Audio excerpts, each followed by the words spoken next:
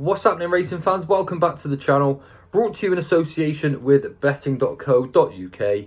I'm your host Ginger Joe, and I'm back with some quickfire selections for you for tomorrow's racing at Punchestown. I've been a little bit behind schedule this week with all the Punchestown action that we've been getting stuck into so far, and of course followed that with the evening football today. But I thought I'd just press play and get these selections out to you, because at the end of the day, that's the most important part. If you're new to my channel, please do hit that subscribe button. It helps me out a great deal. And also, I've got a free horse racing in golf group chat using the link in the description below. And I'd welcome you all to come over and join us there. We give away free bets every single week and racehorse shares just for being a supporter of the channel. Now, with 8 races tomorrow, I have put some free bets in the description below. And if you'd like to take advantage of those, they have been provided courtesy of betting.co.uk. No more T&Cs apply, and this is just for new customers only. But I brought out the cards. We're going to go straight on to tomorrow's action. In the 340, I actually fancy 2 selections, and I've backed both, which is very unlike me. I don't like to get involved if I fancy more than one selection, but there are 2 that I put up for tomorrow. If I were a rich man, for Paul Nolan being the first one at 8-1. Rob James actually takes off £7, and I'm still surprised that Rob James has got the £7 claim. He's such a good jockey, and that's a massive bonus and a massive benefit to this one's chances. He actually went really nicely at Down Royal, which was actually a maiden breaker for him, but he's since gone on to run really well in much better company. So dropping back into this sort of field with that £7 claim, I really do think that he's going to go very well again. That's if I were a rich man at 8-1. Now, in the same race, I do quite fancy a mare here called Broomfield Bijou. Actually started to run pretty nicely, and then did really well last time out to break her maiden as well, to be an odds-on shot in really, really good fashion. This one, again, is probably quite well treated, and the trainer actually managed to win this race last year, so it might be a little bit of a plot job despite that win last time out, and you can get 12-1 at the moment for Broomfield Bijou. So that's Broomfield Bijou at 12-1, and if I were a rich man at 8-1 as well. But both of these selections will be put up each way on the basis that's a very open field.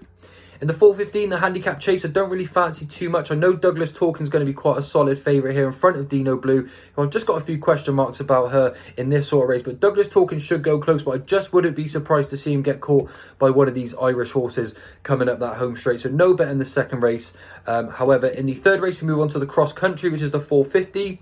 And I quite fancy Mortal here, who pulled up last time out in the Ulster National, but I'm definitely willing to forgive him that run. It looks like to me is a little bit of a prep run for this race. Now, he did run at Cheltenham and finished 5th behind Delta Work, and he's starting to become a really good horse in these cross-country chases. Experience is definitely vital. You do need that coming into these races, and he's got plenty of that in these races too. Finishing much better in those cross-country races than he has done in sort of open company in handicaps around the day. So Mortal for Gordon Elliott and Jody McGarvey, I think, could have a really good chance on their hands tomorrow. 6-1 currently in the market, and even though this one hasn't actually won since 2020, has been gearing up for a good cross-country campaign, and this time could actually manage to get the head in front without those big names in the field. Vital Island's in here too, finished second a couple of days ago.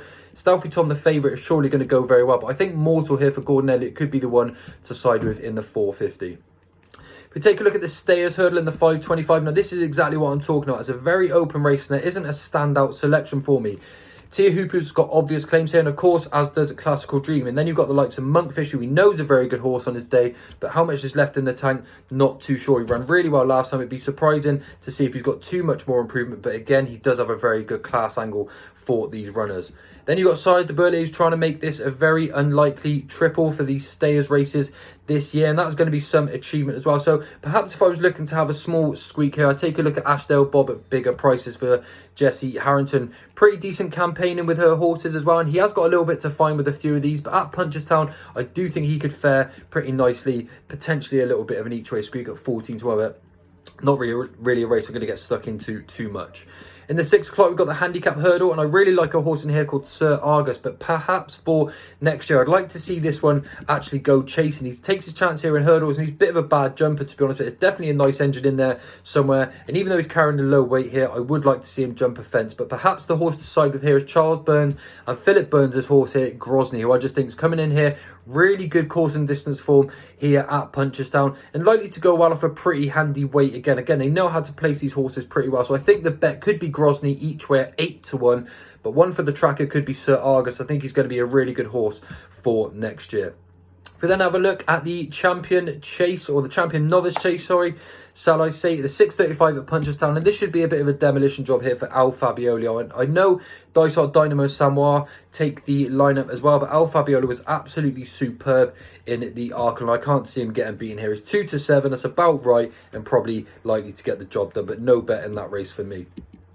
Then in the 7:10, we've got a Mares Handicap Chase. And this is one of my better bets for the day here. I really like Lilith for the home team here. Anthony Honeyball, Rex Dingle takes the ride. And she actually won this race last year in really, really good fashion. She won it from the front. And I imagine the same tactics are probably going to be applied again here. Not too many of these come from behind, except potentially Queen Jane for Henry de Bromhead and Rach Blackmore. But she's been hitting the deck quite a lot this festival. I'm pretty surprised at the form that she's actually been taking these horses. I really would like to see this one ridden more confidently. But on that basis, I think Lilith is the one to beat. Coming into this race £5 high, but in good form again, and given pretty decent prep race for this last time out. I haven't seen this one for a month. Likely that this was going to be the target all along. And I think Lilith at 13-2, starting to be well backed already, is a pretty decent bet in the 7:10. Then in the 7:45, we've got a really good looking bump here. Ballyburn is the favourite here. A very eye-catching horse for Willie Mullins and Ronnie Bartlett. 6-4 favourite currently in the market, but a little bit too short for me. And even though he won decisively last time, we've got a really decent field here. In second, there's a horse called Apples of Brazil. One of my Discord members put me onto this one, called JC. And there's another Barry Connell horse here who's been backed from 16-1 all the way into 3-1. And this one has never even seen a race course. So I imagine that there's going to be a lot of support for a serious reason here. And I wouldn't be surprised to see that one go very well as well.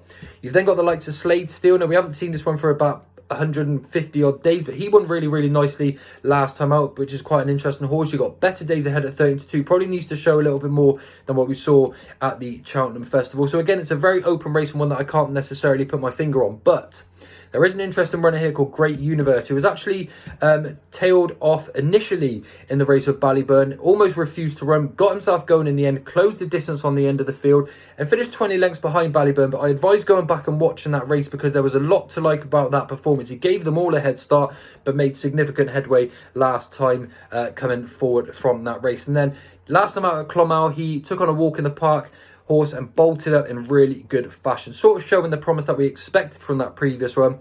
And maybe at 40-1 this one could be worth a squeak. I imagine that will get supported a little bit more when the form figures get looked at a little bit more tomorrow. 40-1 at the moment on Great Universe could be a little bit of an each way bet, but being a Barry Connell superfan, I'd be a mug not to put up Apples of Brazil. Looks like it's probably going to be a blur Brazil horse to have that sort of name, so don't know too much about her. But a 3-1, I'm willing to side with the confidence of Barry Connell. But I think my best bets of day one is if I were a rich man in the first race, I really like Mortal in the cross country. I like Lilith in the 7:10 to repeat that win in that Mares Handicap Chase, and then Broomfield Berg actually in the first as well. They're two horses that I do fancy in that opener, unusually, but I'm going to take my chance on both of them anyway. Why not? So thank you again for tuning in. I know it's a little bit different for you today, a little bit quick fire, just running through the fields, but hopefully we can find a few winners. And please do comment with who you fancy for tomorrow's racing, and I'll be back again the following day for some more winners. Thanks again for joining me. Don't forget to subscribe to my channel, and I'll see you all real soon. Bye for now.